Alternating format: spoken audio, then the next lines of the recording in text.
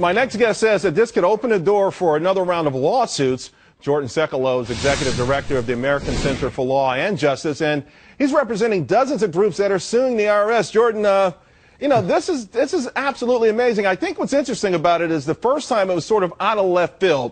This time, you could say the administration is sort of wearing its disdain and its determination right on the sleeve as being right up front about what their goals are.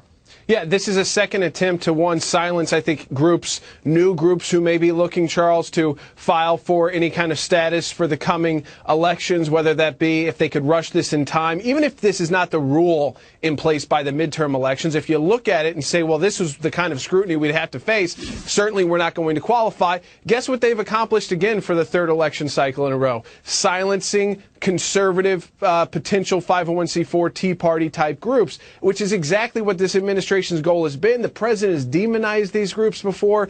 These members of Congress on the left have demonized these groups. The IRS officials were all Democrats that were caught up in this scandal, the ones that have resigned, ones that have retired, ones that are part of our lawsuit. But at the end of the day, this is changing the rules also in the middle of the game. I mean, we have a lawsuit pending right now. We represent 41 groups.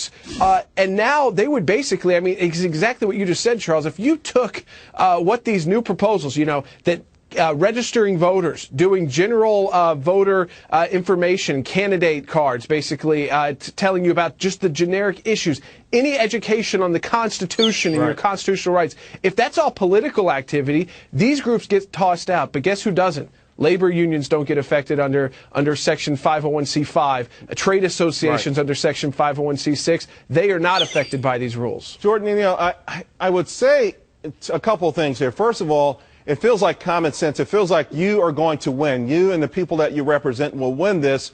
But what will you win if the elections have already passed, the intimidation factors worked, even the law itself may have kicked in? What will you have won, and would the gambit be worth it for the White House? Because it seems like they're in sort of a no-lose situation.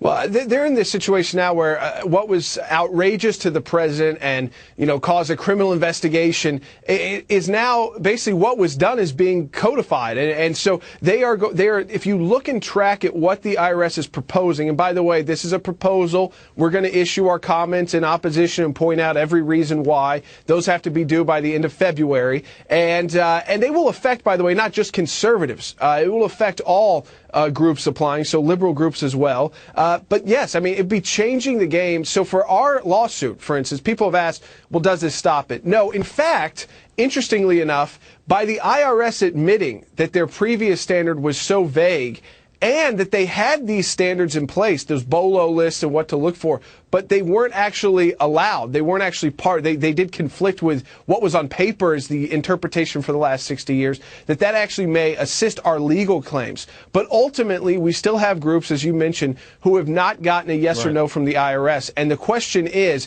would any court allow the IRS to change the rules of the game? And so we'll see how far they get with this, but we are going to work very hard to build opposition. And Congress, Charles, can step in. The IRS has the rule-making power only to the extent Congress allows. Dave Camp and others have really been weary because it looks exactly like they're targeting the Tea Party based off of what they got in trouble for doing. They're trying to put as the rule. Well, Jordan, it's time to stop being weary and step up to the plate before it's too late. Hey, thanks a lot. And, of course, we want to monitor your progress in this. It's important for everybody. We appreciate it. Thanks, Charles. Thanks for covering it. Well, coming up.